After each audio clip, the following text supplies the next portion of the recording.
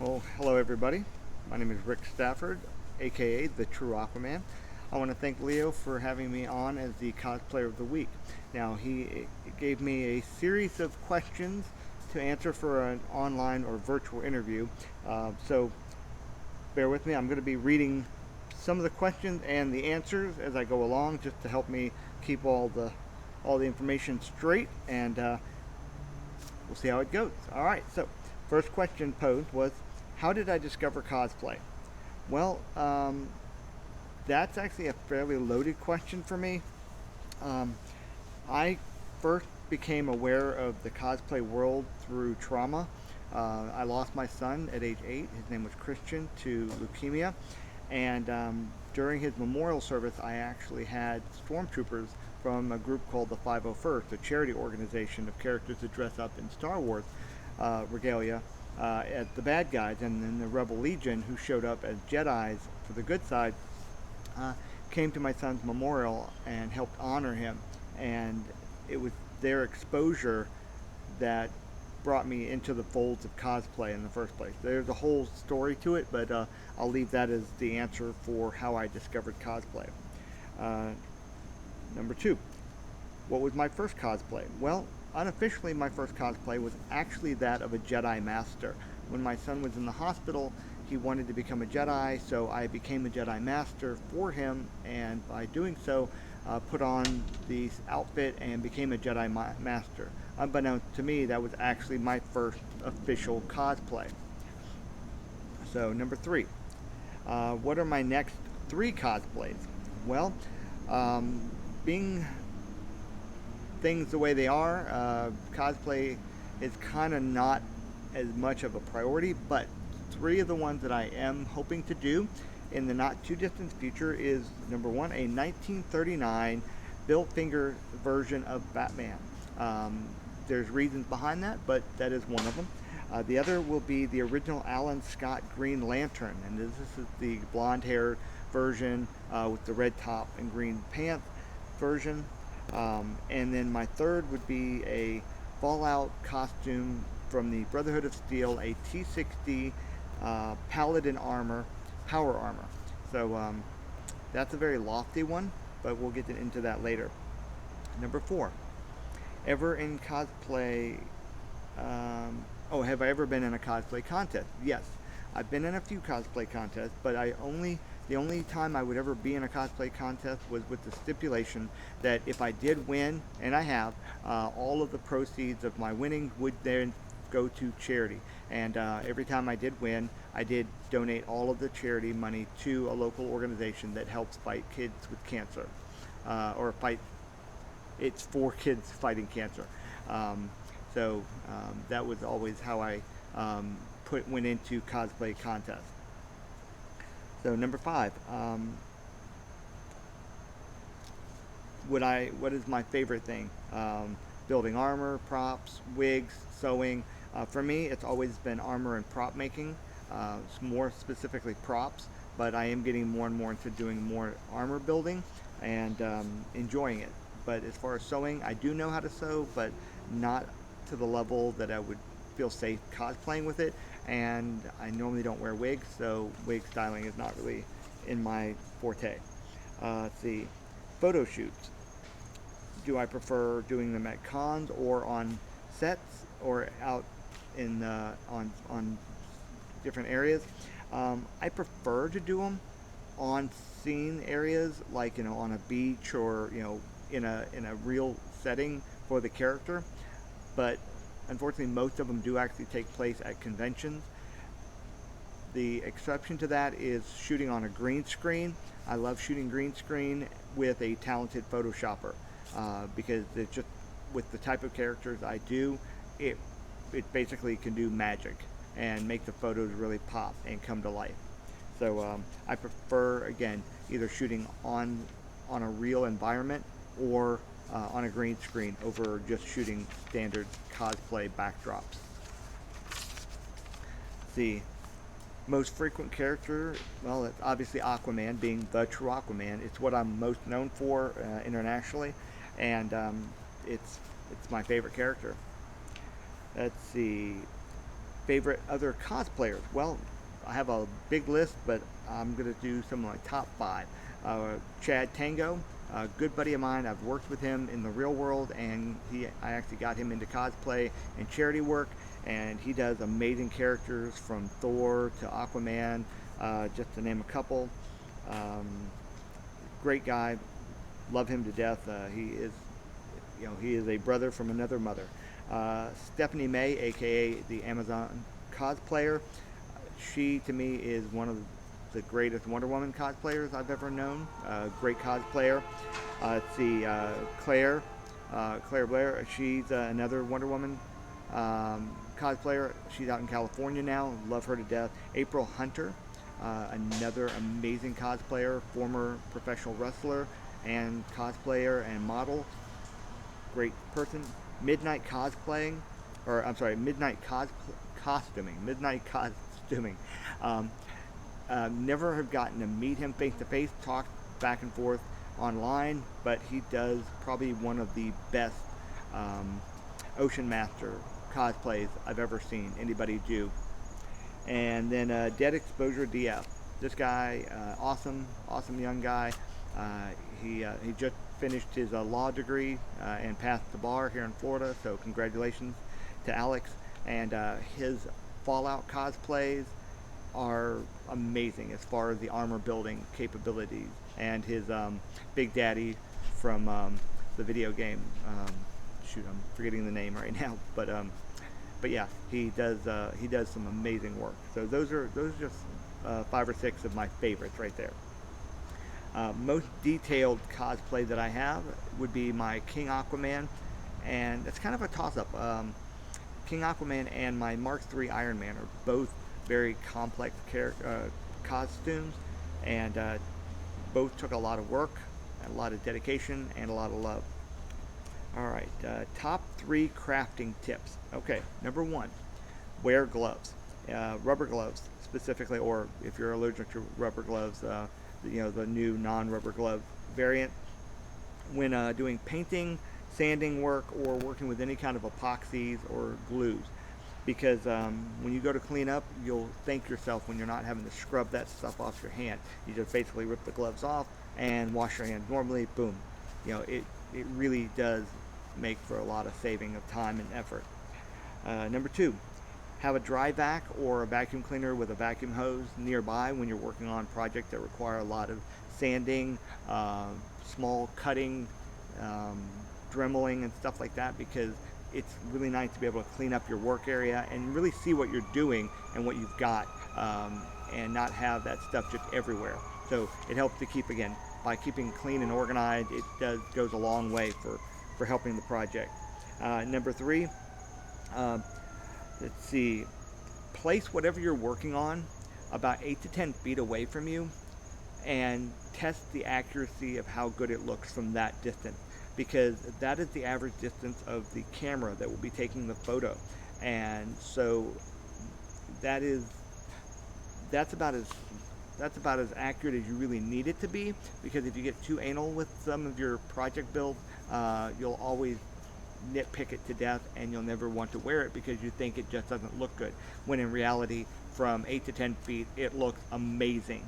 So give yourself an opportunity to get that photo distance and figure out if it looks good enough from that distance. Alright, so those are my 3 crafting tips. Alright, next question, number 11. Favorite cosplay I've done? Oh, that's easy. King Aquaman is obviously my favorite cosplay I've ever done. It's a showstopper everywhere I go. It's what I'm best known for, and I just love doing it and wearing it. And it's all leather, so it's really it and the way it was built, it's just an awesome cosplay. Worst cosplay horror story. Probably the first time I wore Iron Man at Dragon Con. The cosplay suit itself is very limiting, and once I got into it, I got overzealous about how far I could go, and I wound up going almost I went 2 hotels over from the hotel that I was in, and then I realized that I was starting to have trouble in the suit. The suit was so restrictive that I started losing feeling in my arm and my left leg, and had already lost feeling in my feet because of how heavy the suit is and the way it's built. So by the time I realized I was in trouble, I then had to try to make my way back through 2 hotels worth of people who were just gaga over the costume. So it was constantly being stopped, and because I didn't have a handler with me at the time, I wasn't able to tell people I'm trying to get back to my room so I can get out of this thing, and I didn't have any kind of way of amplifying my voice, and because of all the crowd noise, people couldn't hear me and just kept wanting to take photos and photos and photos. So I kind of got trapped in this suit, and by the time I got back to my room and got the armor off, I actually had worn a hole in the side of my knee and had blood just running down my leg. I had lost complete feeling in my left arm and my feet, and it took me a better part of about 6 hours before I could even leave the room because I had gotten dehydrated. It was pretty bad, and I promised myself I'd never get in that kind of a situation where I didn't have a handler with me and or try to spend that much time in that suit. So the funniest story I have about cosplay, well, the funniest story I have actually turned out initially kind of scary because I was in my Iron Man costume, and with the suit you can't hear very well. Your vision's only from here up, about this much vision, and again, mobility wise, you're not really able to do as much as you think you can because the suit is really bulky. And from behind me, I heard a small child yelling, "Iron Man, Iron Man, Iron Man." And so, again, the helmet doesn't give me good depth perception because of the helmet covering my ears. So I decided to turn to meet the kid as I heard him coming. Unfortunately, he was a lot closer than I thought he was, and the suit is made of solid resin. So as I turned, I clocked him right in the forehead with the armored arm, and he went down on his behind with a thud. And as I bent down, I backed up so I could bend down and look and see him. I could see the goose egg showing up on his forehead from where it hit, and he was rubbing his forehead. But I was so scared because I'm like, oh my God, I've hurt a child, and the kid's rubbing the forehead, but he's got this big old smile on his face. And he goes, "Oh my God, I just got knocked down by Iron Man," and he was really happy about it, and it was like a cool thing for him. So so it was funny because of the fact that it turned out to be okay, and the kid was fine. I was just really worried at the moment, but that was one of my funnier stories. Let's see. The best character interaction. Well, this is how I actually got my name as the True Aquaman. I got my name as the True Aquaman as I was wearing the classic Aquaman, the low-cut orange and green outfit, and I was leaving the convention, MegaCon here in Orlando, and as I was leaving, an old woman came up to me and asked me if I would do a photo with her husband, and I said sure. So I go over, and there's a frail old man, and I do my hero poses with him, and as I go to leave, he goes, "You're just as I imagined you would look." And I was like, "Oh, well, thank you, sir." And it, in a series of attempts for me to leave, he kept grabbing me, and finally he goes, "You don't know who I am, do you, son?" And I said, "No, sir, I don't." And he goes, "My name is Nick Carty. I'm the creator of the 1950s version, the version you're wearing of Aquaman. And you truly are Aquaman as I imagined you would look." And so that was probably one of the most, awe-inspiring moments when the creator of the character you're wearing singles you out and says you are his creation in living, breathing color. So that was probably the most amazing interaction I've ever had. I've had a lot, but that's the one that was a pinnacle moment for me. So let's see, what's the next one here? Have I ever cosplayed with family members? Yes, I have.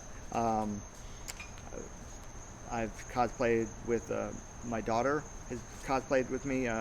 Early on, she cosplayed as a Jedi Padawan, and then I made her a set of clone armor, so she was a young clone because I was a clone trooper and she was a young clone trooper. She's done Batgirl. That was a favorite of hers, was Batgirl, so she's done Batgirl. So yeah. Let's see. Favorite cosplay photo? Probably the photo of me in my King Aquaman outfit, that was shot while I was at the Georgia Aquarium. I had the coral reef behind me. It was perfectly lit. Great photographer, so yeah, that was Mr. Nelson, and his photography skill was just on point, and so that photo is one of my favorites. My go-to store for cosplay, well, that's easy. That would be Embellish FX here in College Park in Orlando. Love Ben, who owns the place. Great guy. The store had just about everything you need for both cosplay, makeup, special effects, airbrush stuff. If it has anything to do with cosplay, Warbler, they have all that stuff. Great store, great prices, great customer service. So if you're looking for a great all-in-one cosplay location, Embellish FX in College Park, Orlando. Can't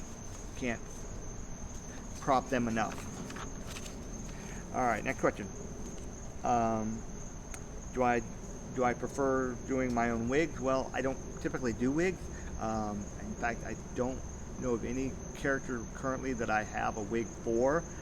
Typically, I will color my hair using either spray-ins type sprays or powders, and style it myself. So I don't usually do wigs. Let's see. Have I ever been mistaken for a different character? Yes. Early on, I got a lot of Mermaid Man from SpongeBob when I was in my my early Aquaman outfits, and at first I took a lot of offense to it, but over time I actually embraced it and created a Mermaid Man costume that I would actually use when I would go and visit children in hospitals, because a lot of the kids would not know who Aquaman was, but they would know who Mermaid Man was because they would watch SpongeBob all the time. So I do have that outfit, and that was something that I did get confused with, or not confused, but people would say, "Oh, are you Mermaid Man?" I said, "No, I'm Aquaman." So that did happen. Let's see, cosplays that I've done. Well, I have over 40 different cosplays. A lot. Multiple variants of Aquaman, obviously. I've done Iron Man, James Bond, Resident Evil, Assassin's Creed, Star Trek, multiple Star Wars characters, Fallout. The list goes on. But that just names just some of the genres that I've done. Let's see, biggest cons I've cosplayed at. Well, Dragon Con, MegaCon, SuperCon, and San Diego Comic-Con, just to name some of the bigger ones that I've done.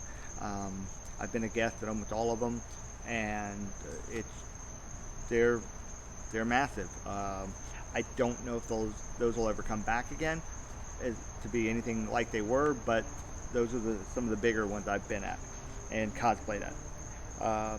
Prop or no prop? I typically carry a trident, so I typically do have props with me. Even my Fallout, I carry a laser rifle. Assassin's Creed, I have my blades. So typically I have some kind of a prop with me when I'm in cosplay.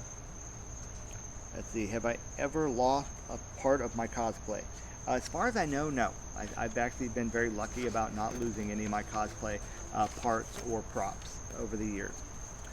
Alright, let's see, have I ever bought a cosplay piece at a con? Yes, I have. In fact, a con not too long ago up in Charlotte, North Carolina, or not Charlotte, I'm sorry, it was in Savannah, Georgia.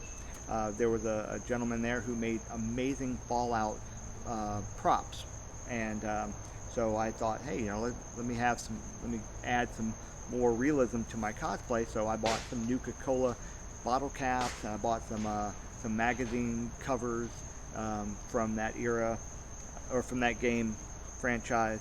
So I have those. So yes, I have bought props from vendors at different conventions. Let's see here. Group or solo when I cosplay? Well, I mean, being part of a group is always great, but typically I'm a guest at conventions, which means I'm going solo, and so that's usually what happens. Now, if I'm doing charity work, I usually cosplay in a group of people, and but that's different. But as far as do I have a normal group that I do um, different cosplays with? Not anymore, especially with COVID. That's really gone away for most people. Let's see. Let's see what we got here. Um, um, let's see. Oh, if I were to meet my favorite cosplayer, what would I say to them? Hmm. Who would be my favorite cosplayer to meet? I've got a bunch. Typically, because I'm on kind of the same level with them, and as a guest, typically I talk about their life. Hey, I saw your stuff, love your armor. How did you make that one, or how did you do this? Just basic questions, but normally I just talk about life and get to know them, and who they are. Get to know them as a person, and not fanboy or fangirl over them, because they like to be treated as people. I think when you start treating them like something more than, that's where problems happen. So let's see. Have I ever done cosplay panels?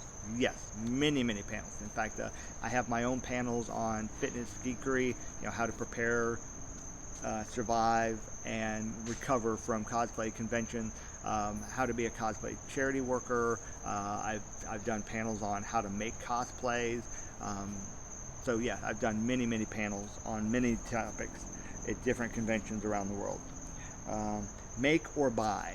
Do I make my own cosplays or buy? I typically buy, only because there's so much talent out there with people with such phenomenal skill on cosplay making, and I would rather wear somebody's phenomenally made outfit and try to make it look great than make something that could be subpar to the characters and not do it justice. All right.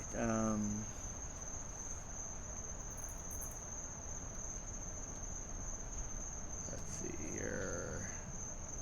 Oh, if I could tell my past self something about cosplay, what would it be? Probably spend the money on quality up front. Don't go cheap.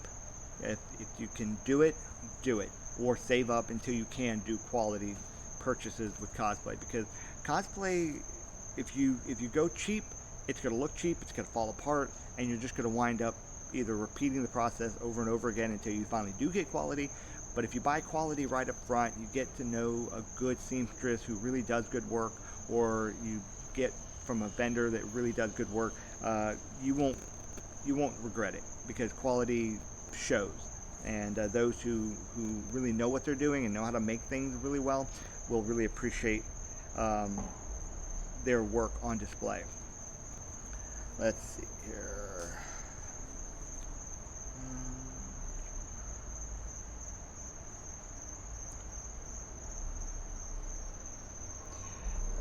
My dream cosplay. Well, my King Aquaman leather armor was really a dream come true, but after time, obviously I've had that for a while.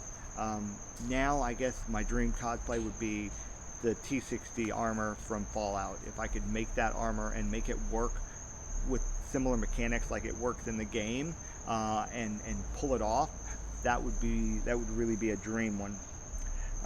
The most difficult cosplay, that would be my Iron Man. My Iron Man cosplay is 85 pounds of solid resin. It wasn't designed to be a costume. It was designed to be a static prop, and I converted it over to make it into a cosplay. And because of that, it really took a lot for me to wear it, and a lot of work and effort. And wearing it it's a tough wear. It causes me to go numb in places after time. It's hard to hear. It's hard to see.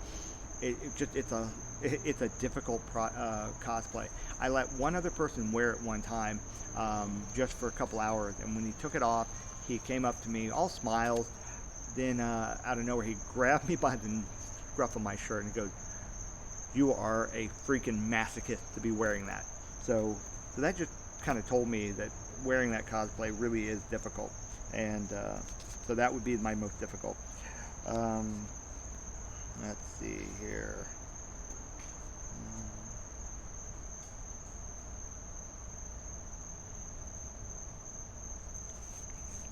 Let's see.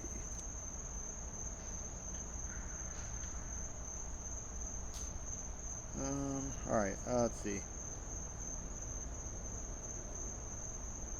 Most difficult makeup. Okay, my most difficult makeup was probably when I did the Blackest Night Aquaman. We did a group shoot at DragonCon, and I actually I incorporated the makeup and prosthetic along with the cosplay, and I have to put a big thank you to Nick Wolf for his airbrushing techniques on that. He made me amazing with that, and that was a big group shoot of all these undead superheroes from the DC universe from a particular series called The Blackest Night, and it was amazing. But that was probably the most difficult makeup I'd ever done with a cosplay. Let's see. In my opinion, what makes a cosplay professional?